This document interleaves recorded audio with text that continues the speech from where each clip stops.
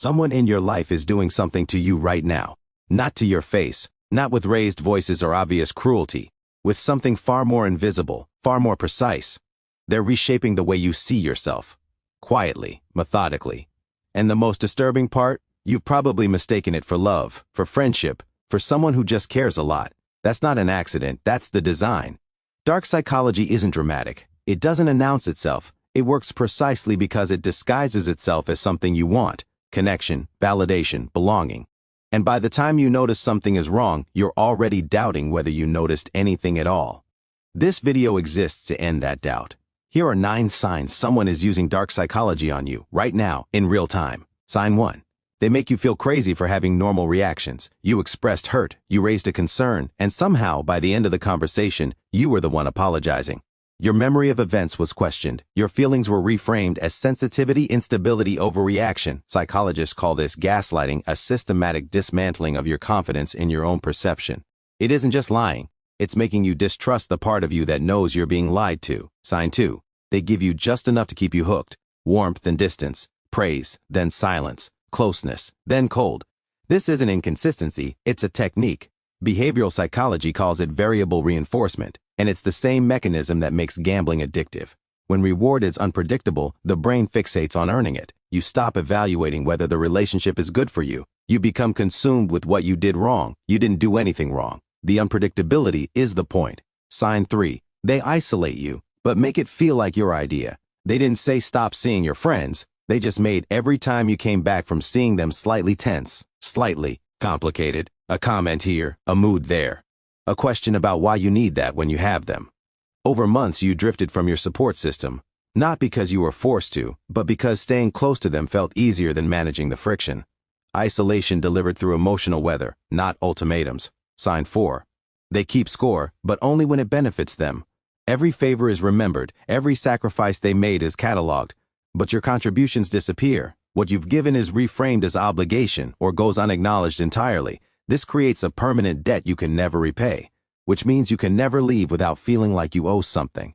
Psychologists call this manufactured obligation. Sign 5. They use your vulnerabilities as weapons. You told them something once, a fear, an old wound, a thing you'd never told anyone else. At the time it felt like intimacy, and maybe it was. But watch what happens during conflict. Watch how precisely they reach for exactly what hurts most. The information you gave them in trust becomes the exact pressure point they apply when they need you to fold. That's not intimacy being broken. That's intimacy that was collected. Here's the moment I need to stop and say something directly. If any of these have landed somewhere real in you, if you're reading this with a specific face in mind, a specific relationship, I'm not asking you to act impulsively. I'm asking you to stop minimizing what you've been feeling. You've probably spent months or years finding explanations for their behavior that center their pain and erase yours. What you're feeling isn't paranoia, it's pattern recognition, and your brain has been trying to protect you longer than you've been willing to listen. Sign 6. They rewrite history to control the present. That never happened. You're remembering it wrong. I would never say something like that. They don't just dispute your version of events, they replace it. And they do it with such certainty, such calm conviction, that you begin to wonder if your memory is the problem. This is strategic, not accidental. A person who controls the past controls what you believe you deserve right now. Sign 7. They triangulate. Suddenly there's someone else. A friend who understands them better. An ex who never made things this complicated. A colleague who appreciates what you take for granted. They don't introduce this person to build a relationship. They introduce them to introduce competition, to activate your fear of replacement, to make you work harder for approval you should never have had to earn. It's insecurity weaponized into a power structure. Sign 8. They punish you with their emotions, not physically, emotionally. The silent treatment that lasts days. The mood that fills every room and can't be named or resolved. The slow withdrawal of warmth as punishment for behavior they haven't even told you was wrong. You learn to walk carefully, to monitor their face before you decide how to feel, to make yourself smaller and quieter and less, just to keep the temperature stable. That hypervigilance has a name. It's called emotional conditioning, and it changes how you function in every relationship after them. Sign 9. You feel like you're disappearing. You used to have opinions that came quickly, confidence that moved through rooms without permission, a version of yourself that existed independently of how someone else was feeling. And now, you check, you second guess. You've started to describe yourself in terms of them, what they need, what they prefer, what keeps things calm. The self you're describing has been edited. not by you, for you, without your consent. Here's what dark psychology ultimately is, stripped to its core. It's not about cruelty for cruelty's sake.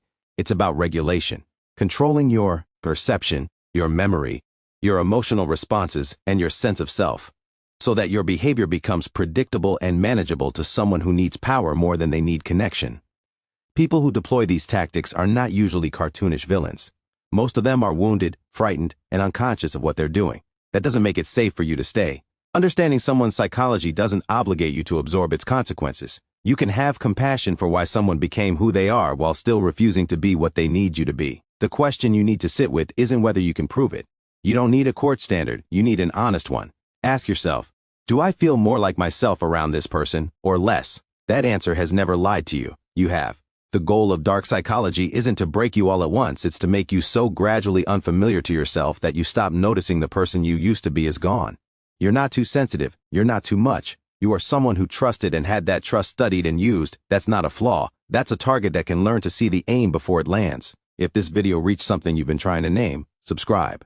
Because this channel exists to give language to what psychology often leaves wordless. And I want to hear from you in the comments, which of these 9 signs did you recognize, and how long did it take you before you trusted what you were seeing? Drop it below. I read every single one.